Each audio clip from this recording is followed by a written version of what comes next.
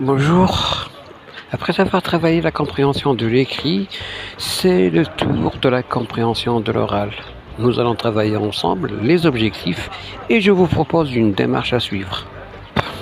L'objectif principal de la compréhension orale est comme celui de la compréhension de l'écrit, c'est-à-dire l'élève doit construire du sens à partir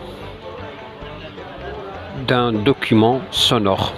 Alors, l'élève construit du sens à partir d'une séquence audio ou d'une séquence vidéo. Ces deux séquences, moi je préfère l'audio parce qu'on a affaire à l'écoute, ne doit pas dépasser les 3 minutes.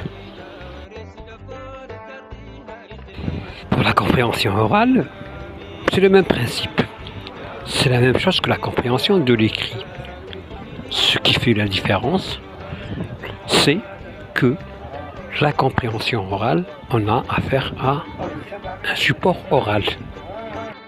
Alors, quelle est la démarche à suivre?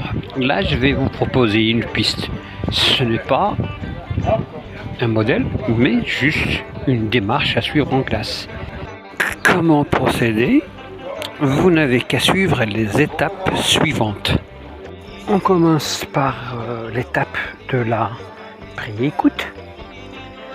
Dans ce cas-là, je vais donner aux élèves la consigne d'écoute et après, je fais passer l'audio ou la vidéo sans interruption.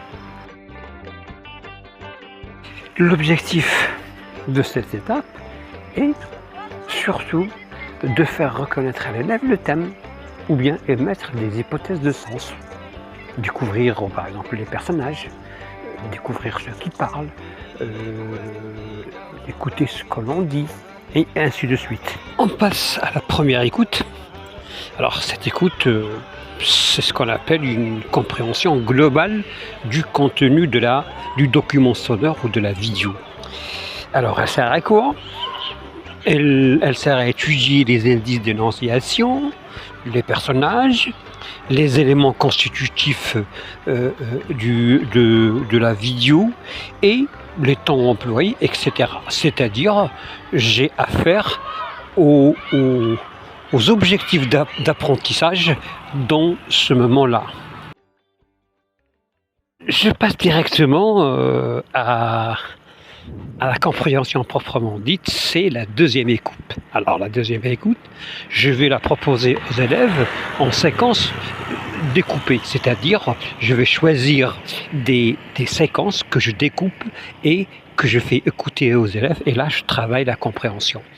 C'est là où je travaille mes objectifs d'apprentissage. Bien sûr, je pose les questions aux élèves et les élèves répondent bien sûr.